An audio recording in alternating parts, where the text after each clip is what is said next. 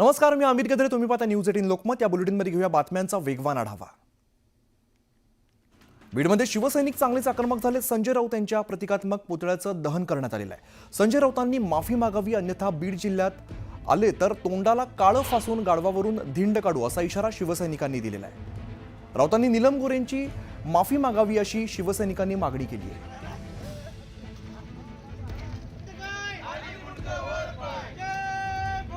आता घेऊया बातम्यांचा वेगवान आढावा. पुण्याच्या स्वारगेट एसटी स्थानकातील शिवशाही बसमध्ये 26 वर्षीय तरुणीवरती बलात्कार झाल्याची धक्कादायक घटना घडली आहे. दत्तात्रय रामदास गाडे असं आरोपीचं नाव असून पोलिसांच्या पथकाकडून आरोपीचा शोध सुरू आहे. आरोपीने मुलीला फूस लावून बसमध्ये नेत अत्याचार केला. सीसीटीव्हीच्या आधारे आरोपीची ओळख पटली अशी माहिती पोलिसांनी दिली. पुण्यातील अत्याचाराच्या घटनेनंतर उभाटाचे कार्यकर्ते आक्रमक झालेत. उभाटाच्या कार्यकर्त्यांसह वसंत मोरे यांनी स्वारगेट बस स्थानकात तोडफोड केली. स्वारगेटचं सुरक्षा रक्षक कार्यालय फोडण्यात आले.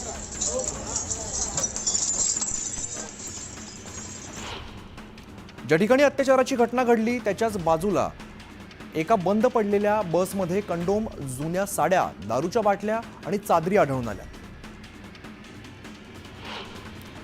स्वारगेटमधील बलात्कार प्रकरणातील आरोपीच्या भावाला पुणे पोलिसांनी ताब्यात घेतलंय. शिरूरमधील राहत्या घरातून भावाला ताब्यात घेत त्याची चौकशी केली आहे. पोलिसांच्या 8 पथकाकडून मुख्य आरोपीचा शोध सुरू आहे. बिहार आता सुधारलंय, पण पुण्याची स्थिती त्याहून गंभीर झाली आहे. पुणे पोलीस हतबल झालेत अशी प्रतिक्रिया रवींद्र धनगेकरांनी दिली आहे. पोलीस स्टेशनच्या हाकेच्या अंतरावरती ही घडलेली घटना दुर्दैवी असल्याची प्रतिक्रिया धनगेकरांनी दिली आहे.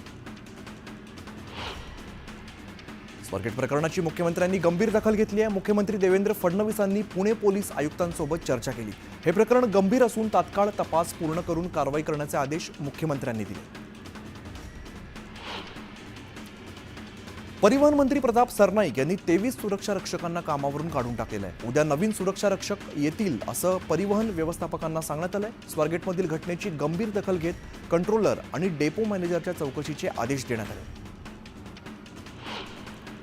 पुणे पोलिसांना स्वारगेट आगाराने मागील महिन्यातच पत्र दिलं होतं. पत्राद्वारे स्वारगेट बस डेपोला पोलीस सुरक्षा पुरवण्याची मागणी केली होती. स्वारगेट बस डेपोच्या सुरक्षितताबाबतच्या अनेक गोष्टी बस स्थानक प्रशासनाकडून पोलिसांना सांगण्यात आल्या होत्या. पुणे प्रकरणी बारकाईने तपास करण्याच्या सूचना दिल्याची माहिती अजित पवारांनी दिली आहे. तर संशयित आरोपी शिरूरमध्ये असून आरोपीला फाशीची शिक्षा झाली पाहिजे अशी भावना अजित पवारांनी व्यक्त केली. पोलीस आयुक्त तसंच तपास अधिकाऱ्यांच्या मी संपर्कात आहे अशी माहिती रुपाली चाकणकरांनी दिली. तर महिलांनीही अनोळखी व्यक्तींवरती विश्वास ठेवू नका असं आवाहन चाकणकरांनी केलंय.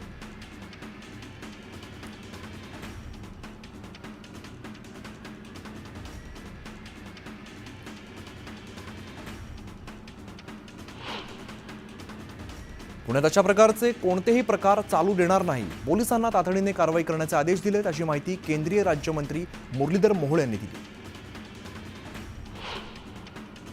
पुण्यात कायदा सुव्यवस्थेची पकड सैल होत चालली आहे. पुणे पोलिसांचा धाक राहिलेला नाही असा आरोप ठाकरे गटाच्या नेत्या सुषमा अंधारे यांनी केला.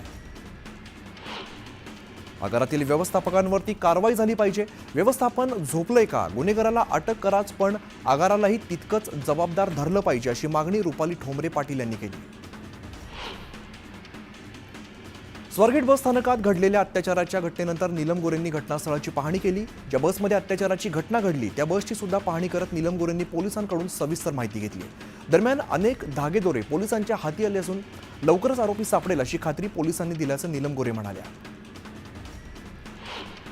महाराष्ट्रात अशा घटना अनेक ठिकाणी घडत आहेत. महाराष्ट्रातील महिला सुरक्षित नाही हे राज्य सरकारचं अपयश आहे अशी प्रतिक्रिया रोहिणी खडसे यांनी दिली. अशा लोकांना रस्त्यावरती ठेचून मारलं पाहिजे, इतकी हिंमत होतेच कशी असा सवाल करत संजय शिरसाट यांनी आरोपीवरती कडक कारवाई करण्याची मागणी केली. अहिल्यानगरमधील राहता शहरात दोन्ही शिवसेना आमनेसामने आल्या. शिवसेनेने संजय राऊतांविरोधात, उभाटा गटाने नीलम गोरेंविरोधात जोरदार घोषणाबाजी करत आंदोलन केलेलं आहे. यानंतर दोन्ही गटाने पोलिसांना मागण्यांचं निवेदन दिलं आहे. इतिहास संशोधक इंद्रजित सावंत धमकी प्रकरणी प्रशांत कोरटकर यांचा शोध सुरू आहे. कोरटकर यांचा फोन बंद करून गायब आहेत. कोल्हापूर पोलिसांचं पथक नागपुरात ठाण मांडून आहे.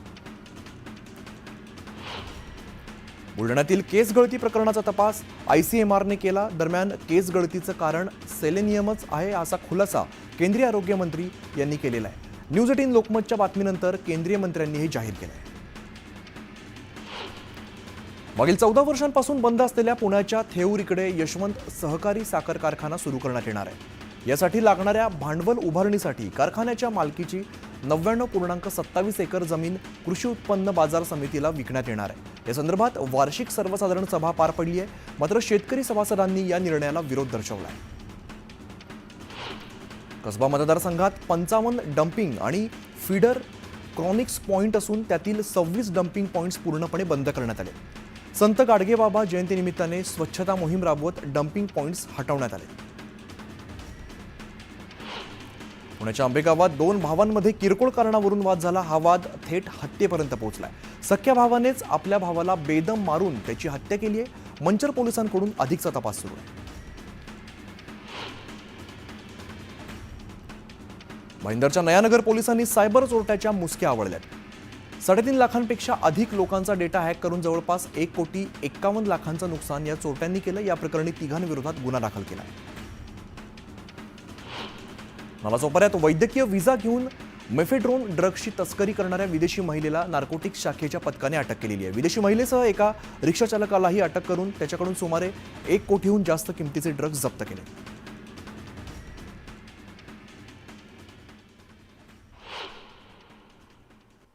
आणि एक महत्त्वाची बातमी समोर येते.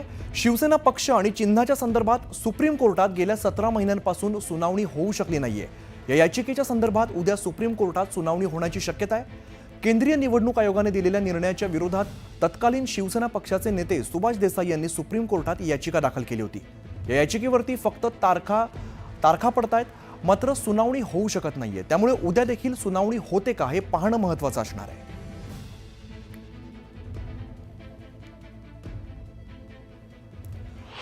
मसाजोग येथील अन्नत्याग आंदोलन तात्पुरत्या स्वरूपात स्थगित करण्यात आलंय. गावकऱ्यांचा हा महत्त्वपूर्ण निर्णय असून इथून पुढे आंदोलनाची दिशा गावकरी ठरवतील अशी माहिती धनंजय देशमुखांनी दिली आहे. तर मागण्यांबाबत योग्य निर्णय न दिल्यास मसाजोगमध्ये राजकीय पुढाऱ्यांना गावबंदी करण्याचा इशारा मसाजोगच्या ग्रामस्थांनी दिला आहे. कोल्हापुरातील ठाकरे गटाचे हातकणंगलेचे माजी आमदार सुजित मिंचेकर उद्या शिवसेनेत प्रवेश करणार आहेत. एकनाथ शिंदेंच्या उपस्थितीत मुक्तगिरीवरती हा प्रवेश पार पडणार आहे. कारखान्याच्या निवडणुका कुठलाही पक्ष लढवत नसतो, तर तिथला सभासद लढवत असतो. माळेगाव कारखान्यासंदर्भात सभासदांमध्ये प्रचंड असंतोष आहे. जेव्हा निवडणूक जाहीर होईल तेव्हा त्यावरती बोलता येईल असं विधान योगेंद्र पवारांनी केलं आहे.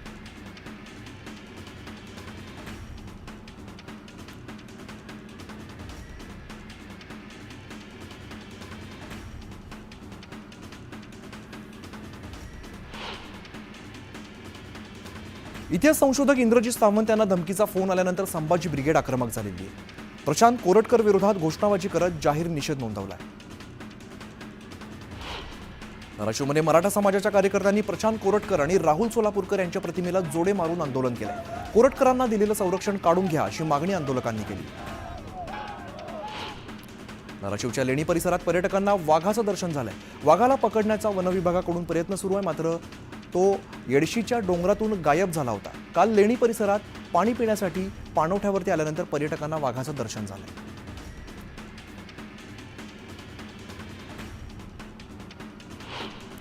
धाराशिवच्या ढोकी परिसरात बर्ड फ्लूमुळे कावळ्यांचा मृत्यू झालाय. काल सकाळी 6 कावळे तर आतापर्यंत एकूण 52 कावळे मृत्युमुखी पडलेत. बर्ड फ्लूचा धोका वाढत असल्यामुळे ढोकी पोलीस स्टेशन परिसरात नागरिकांना प्रवेशबंदी करण्यात आली. छत्रपती संभाजीनगरमध्ये वातावरणातील बदलामुळे साथीच्या आजारांमध्ये वाढ होते. थंडी, ताप, सर्दी आणि खोकल्याच्या त्रासाने वृद्ध नागरिक हैराण झालेत. त्यामुळे आता ग्रामीण रुग्णालयातील ओपीडीमध्ये रुग्णांची गर्दी वाढताना दिसते. जळगावच्या नाहटा महाविद्यालय चौफुली परिसरातील जलकुंभाची दुरावस्था झाली आहे. जलकुंभाचं छत तुटल्यामुळे पाणी दूषित होत आहे. इथं पक्ष्यांचे थवे जमा होत आहेत. अशा पाण्याचा पुरवठा भुसावळकरांना केला जातो, त्यामुळे नागरिकांचं आरोग्य धोक्यात आलंय. लातूरमधील नागरिकांना मांजरा धरणातून 4 दिवसाआड पाणी पुरवठा होतोय, मात्र हे पाणी पिवळं येत असल्यामुळे नागरिक हैराण झालेले आहेत. दरम्यान मांजरा धरणाच्या उजव्या आणि डाव्या कालव्यातून पाणी सोडल्यामुळे हे पाणी पिवळं आल्याचा अंदाज महापालिकेनं व्यक्त केला. वर्ध्याच्या बसस्थानकातील सीसीटीव्ही कॅमेरे बंद आहेत. बसस्थानकामागे रात्रीच्या वेळी अंधार असतो, मात्र कॅमेरे तरीही बंद आहेत. बसस्थानकावरती पोलिसांची गस्त नावालाच असल्याचं वास्तव समोर आलंय. गोळेगावमधील ग्रामस्थांनी ग्रामपंचायत कार्यालयासमोर 3 दिवसांपासून धरणं आंदोलन सुरू केलं. शेगाव तालुक्यातील गोळेगाव इकडे पाझर तलावाची दुरुस्ती करून साठवण क्षमता वाढवण्याची सिमेंटची भिंत बांधून पाणी सोडण्याची सोय करावी अशी मागणी त्यांनी केली.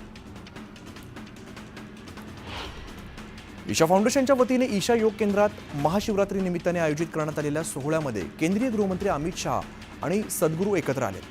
या सोहळ्याला शहांनी सद्गुरूंसोबत उपस्थिती लावली. महाडचं ग्रामदैवत वीरेश्वर महाराजांचा छबिना उत्सव आजपासून सुरू झालेला आहे. पुढील 4 दिवस हा उत्सव रंगणार आहे. या निमित्ताने उंच सासनकाठ्या आखाड्यांनी मिरवणूक काढली जाते.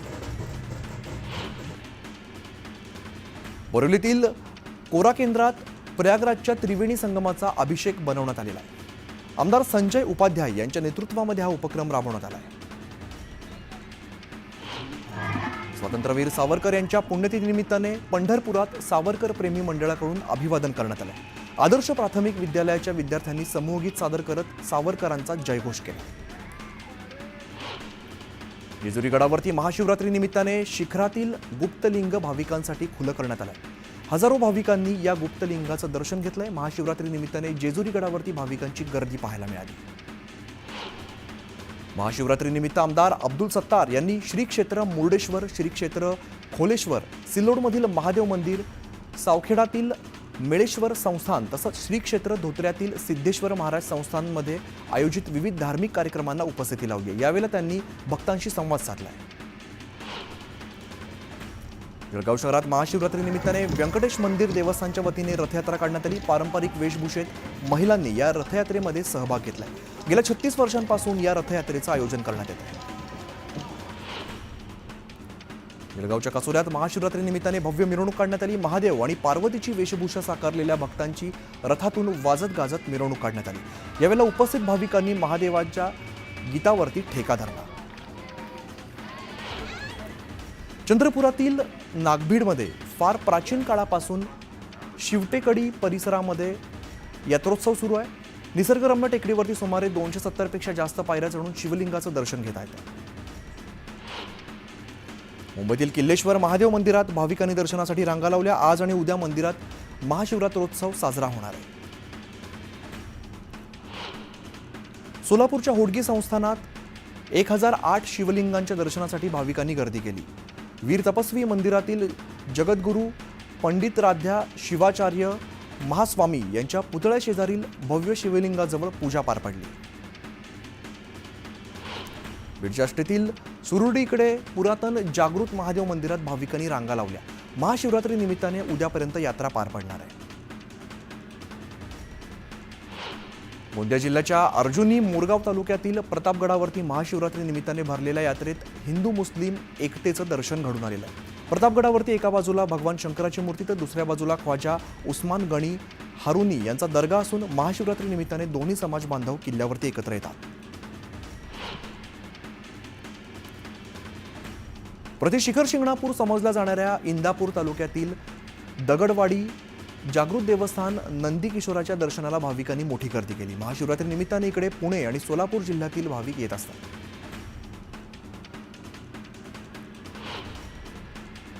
या सगळ्या वेगवान बातम्यांनंतर एक छोटासा ब्रेक लगेचच परत येतोय. पाहत राहा न्यूज 18 लोकमत.